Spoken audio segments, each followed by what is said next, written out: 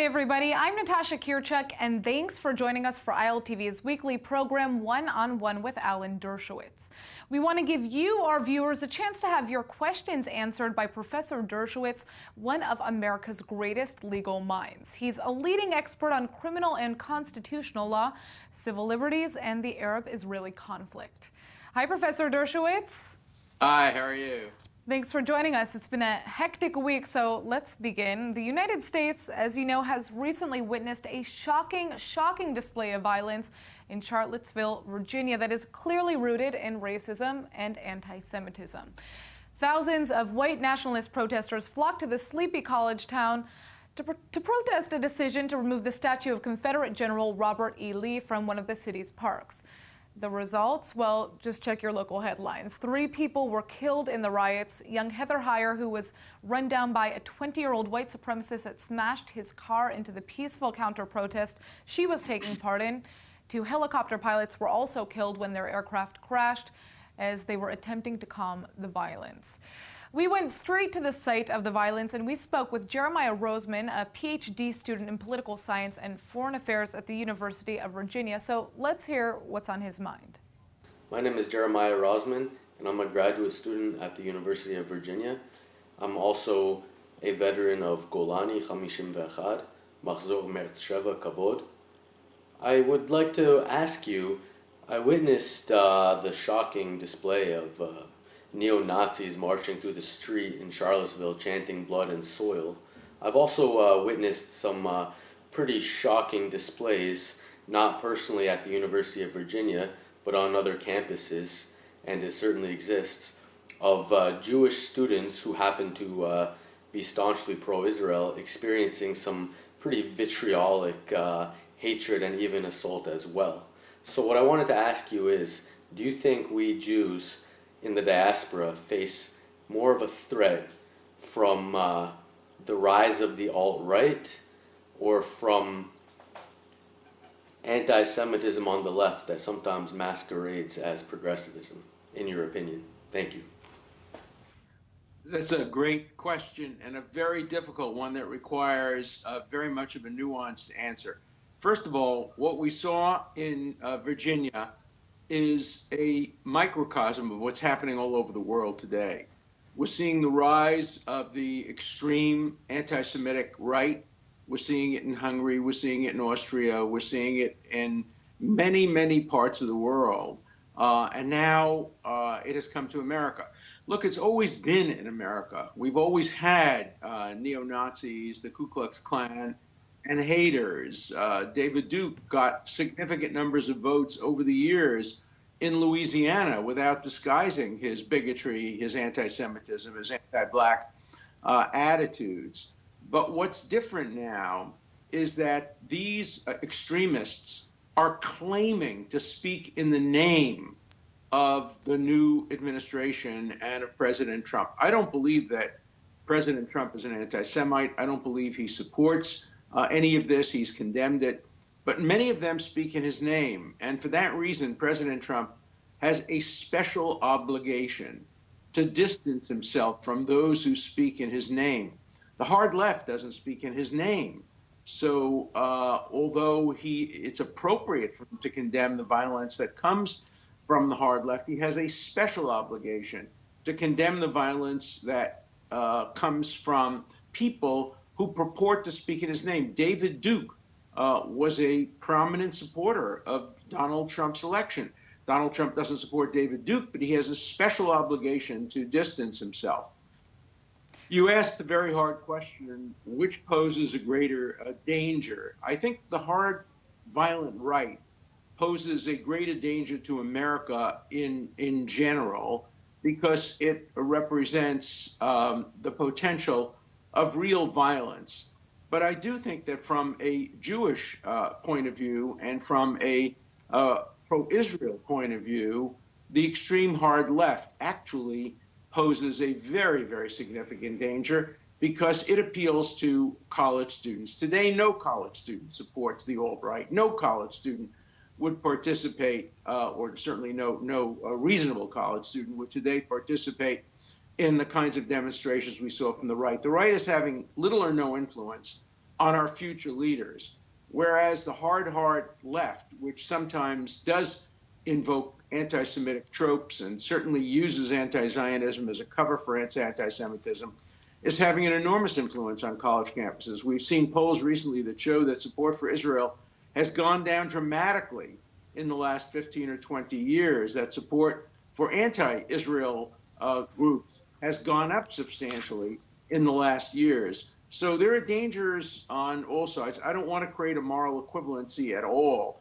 There's nothing as bad as Nazism and the Klan.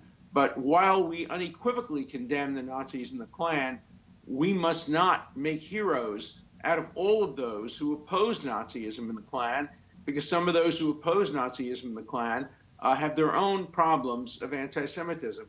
That was true in the Second World War. The greatest opponents of fascism were the communists. And yet when the communists were in control, they murdered Jews as well. Stalin was no friend of the Jews, though he was a strong enemy of fascism. Of course, he made a deal with the fascists as well, so he was just a convenient enemy of the fascists. But this is a very difficult and nuanced question. And I think every Jew has an obligation to speak up. Every pro-Israel person has an obligation to speak up. Prime Minister Netanyahu condemned the violence and condemned the Nazism and the Klan. And I think we have an obligation to continue to do so. But I want to emphasize that I think the president has a special obligation to condemn and disassociate himself from those groups that purport to speak in his name. That poses a special obligation, and I hope the president will take that obligation seriously and not continue to suggest that there is a moral equivalence between those on the hard left that don't speak in his name and those on the alt-right who do speak in his name. Now, Professor, I wanted to actually ask you something about that comment you made, saying that most college students in their right minds aren't necessarily supporting this white nationalist movement, right? But is it really fair to say that this group, the people that we were seeing out there, are a fringe element? Because it seems that more and more white nationalists are somehow, climbing out of the cracks here that we didn't necessarily understand existed. What do you say the true threat is? How many people are actually aligning with these groups? It seems like it's growing. There's no way of knowing how many people associate. The groups are a mixture. Some on the alt-right have actually condemned anti-Semitism. Some on the alt-right have condemned anti-Zionism. Some have embraced either or both.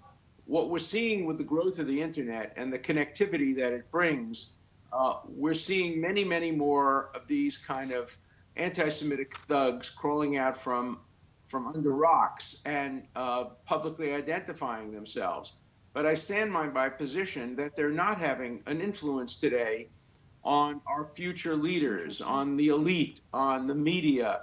Nobody in positions of authority on universities or the media really supports these groups. Sometimes they fail to condemn them. I don't see it as a growing danger of influencing our future leaders. I do see it as a danger of producing more and more violence, because I think that the recent events have emboldened the violent elements of the hard right and have given them some ability to recruit even more. So the phenomenon we saw with ISIS is a phenomenon that could now happen with the hard right. So it's a great concern.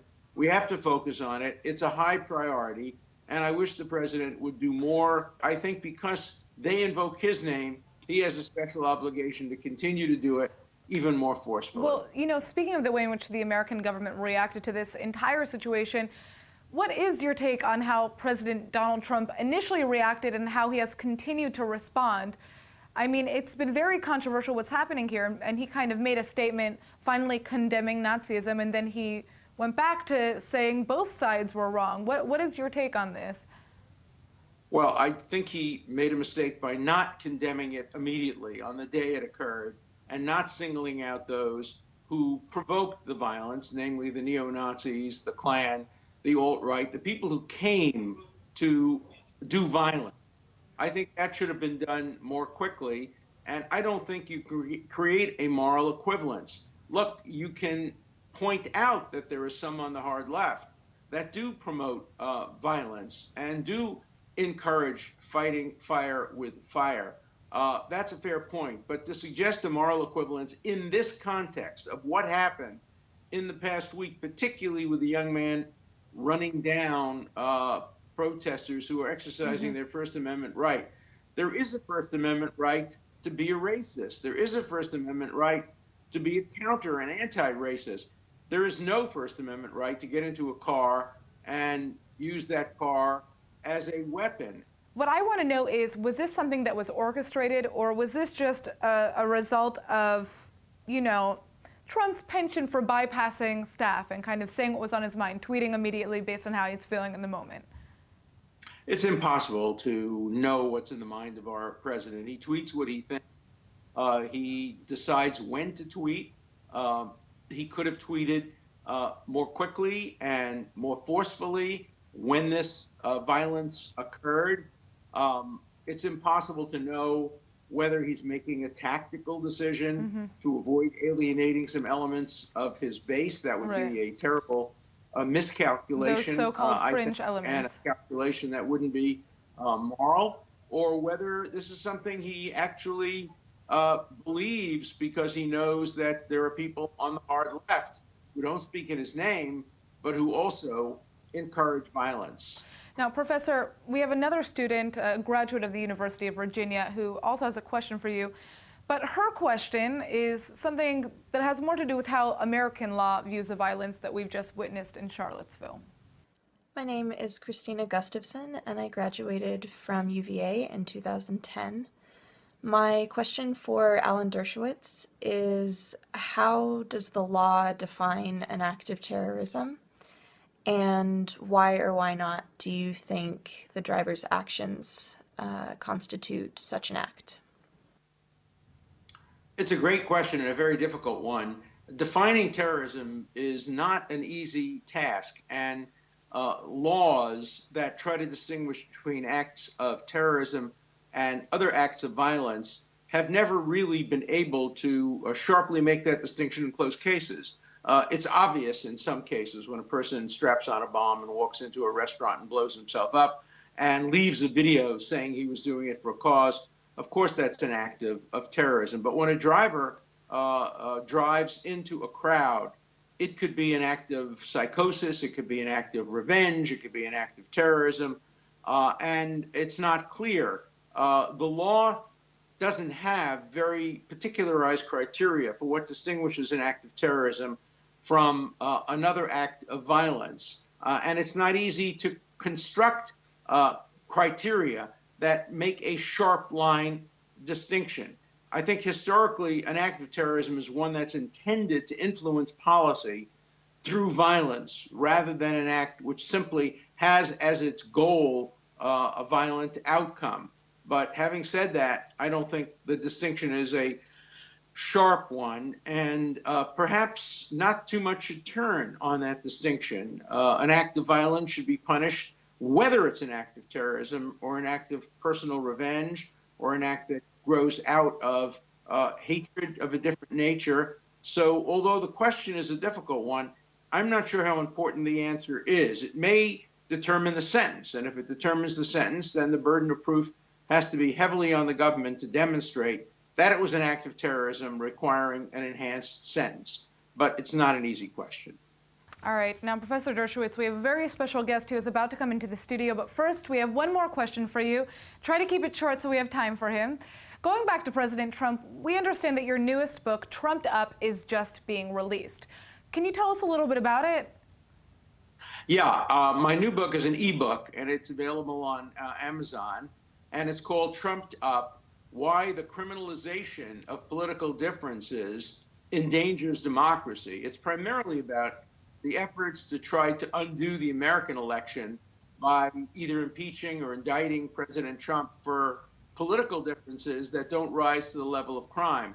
But it also has a chapter on Prime Minister Netanyahu and efforts to try to unseat him, who was elected properly, because of what I regard as trivial or non-substantial activities, conversations with the owner of a newspaper, the acceptance of cigars and champagne, these are not the kinds of issues that a prosecutor should be entitled to use to undo a vote.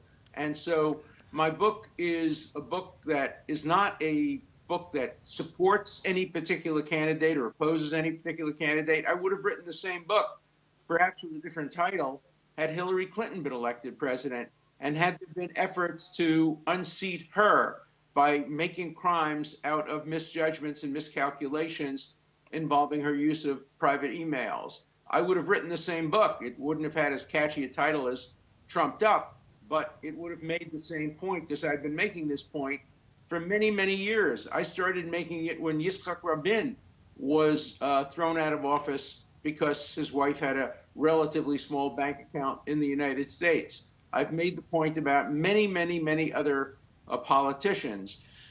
All right, Professor Dershowitz, let's turn to a topic that's a little more fun and one that I know that you love, basketball. The 16th edition of the NBA's Basketball Without Borders campaign is being held here in Israel for the first time ever. Local Israelis are getting the chance to go to train with some of the world's top basketball players and coaches, including the Hall of Famer David Robinson and Israel's own Omri Caspi from the Golden State Warriors. Well, joining us now in the studio is the iconic basketball coach and sports commentator Simi Rieger to discuss what's taking place. Simi, I'm glad you could join us. Always a pleasure to be here with you. I don't know about the other people, but you, it's a pleasure. No, we're very happy that you're here. And listen, everybody seems to be interested right now in politics and in investigations, threats from Gaza, but you're focused on basketball. Tell us what's happening right now with this program that's taking place here. It's called the Grassroots. It's getting Kim Bahuni, the senior vice president of the NBA. It's her little baby, and she's been doing it for years. And we finally convinced her to come to Israel. Right, this is the first time. This is the first time in Israel. They were in Africa, South Africa, all over the world, Australia, a lot of very, very important people. Yeah, tell some of the players that were there as well. So, well, David Robinson, who's a superstar, right, and Kurt Rambis, who was a butcher. And, there was a whole crew of people and coaches, the new general manager, a young Jewish young man by the name of Kobe Altman that took over at the age of 34 for the Cleveland Cavaliers. Big deal. It was really, really interesting. The head assistant coach of the Golden State Warriors, who I had a chance to abuse last night at dinner. And it was really a lot of fun. But I'd like to speak to Alan about something. Alan, Sure. There's a big contest. Who got thrown out of more yeshivas when we were growing up? You start with yours. Well, I got thrown out of yeshiva for putting a dummy on the roof wearing my clothing and throwing him off the roof to take revenge on a rabbi who had been unfair to me. And I ended up spending a lot of time in the Grand Army Plaza Library getting a pretty good education because I was thrown out of school. I was also not allowed to play my senior year on the varsity basketball team, not for athletic insufficiency, but for academic insufficiency. I didn't have a sufficiently high average to qualify for the varsity basketball team. So my last appearance was in Madison Square Garden in April of 1954, where the opposing team had a young zone chaser named Ralphie Lipschitz, who changed his name to Ralph Lauren. And we were beaten. I was Brooklyn Talmudical Academy. We were beaten by Manhattan Talmudical Academy. And I never got to play the final year. But Alan, I good heard enough average. I heard you were just a splinter on the bench of the BTA team. Not really. I was probably the seventh person on the team. So I got to play. Not a lot, but I got to play. Well, I had a nickname. It was Dershowitz. Why? Because the scorecard would say Dershowitz, then it would say 0-0-0. So I was Dershowitz because many games went by without me scoring a single point. But I have to tell you, I still have a deadly corner jump shot. I don't get high off the jump, but I can beat my grandson, who's a 22-year-old incredible athlete, in horse. Because what I do is I simply take the jump shot from one side, I sink it, he misses. I take it from the other side, I sink it, he misses, and he gets horse, and I only have maybe H or HO. So I'll still challenge Kurt Rambis or any one of your NBA players to horse as long as my rules prevail. As you probably know, my son is the general counsel for the Development League of the NBA, for the Women's National Basketball Association as well, and a deputy general counsel of the NBA. So he's involved in a lot of these activities as well. We're really a basketball family. My niece was chief counsel for the U.S. Olympic Committee, is now chief counsel for the Aspen Ski Corporation, and I've been a season ticket holder at the Celtics since 1964, and so have watched some of the greatest ball players in history and watched the Celtics win many of their 18 titles. You're Jewish and you're not a Knicks fan? Yeah, well, we're going to actually, we had some players who had some beef with you. I'm a Bostonian, hate the Yankees, I'm a Red Sox fan. You know, people who convert are the most fervent people to their religion. And I converted to Boston and became Patriots, Red Sox, Celtics, you name it. Well, shame on you. Yeah, shame on you. You're dealing with the wrong crowd here, Alan. You're dealing with the wrong crowd. All right, so guys, as I say on the court, we're going to take a timeout right now because there are actually some special greetings, some players that actually want to respond to your love of the Celtics. So let's take a look to see what the NBA players wanted to send you, Alan. Hi, Alan. Anthony Parker here. I'm happy to be on your show, first of all. I'm back in Israel, where it all started for me, in Maccabi Tel Aviv. But participating in Basketball Without Borders, and we're really making a difference here in Israel. I think the community's loved it. So happy to be a part of it. And wish you the best, and all the best to you and your show, and thank you. How's it going? It's Sam Decker here. Hey, I know you're a big Boston Celtics fan, but we have Doc Rivers. He had a lot of great years there, so maybe you can show a little love to the Clippers. See ya. Hi, Alan. Kurt Rambis here in Israel, having a fantastic time with NBA Basketball Without Borders, helping coach some terrific talent here. Wish you were here to witness some of it. And Alan, I'm really sorry that you're a Celtics fan. I expected more out of you. I love Kurt Rambis. He was such a tough guy. He used to give it to the Celtics with no quarter taken. What a great ball player he was. Absolutely. Well, we had him speak up for the Knicks for us, didn't we? Yeah, well, Alan, I forgive you, but, converting to be a Celtic is sacrilegious. That's right. Yeah, but Red Auerbach was a very close friend of mine. I sat next to Red for many years, and he would always ask me about the law and give me his opinions about the law. And then I would try to give him my opinions about basketball, and he'd say, I'm not interested in what you think about basketball. You don't know what you're talking about. And he would really put me down. But we were very, very close friends, Red and I. And I loved him. He came from Brooklyn, too, played basketball for Easton District High School, and revolutionized basketball in America. I agree with you 100%. A Jewish coach who's the first guy ever in a town called Boston, which is really a white Anglo-Saxon town, started 5 black players at the Celtics in the 60s, which was amazing, and everybody loved Red for it. Absolutely. But I had to bring him before every game. I had to bring him a pastrami sandwich, and that was for him his good luck charm.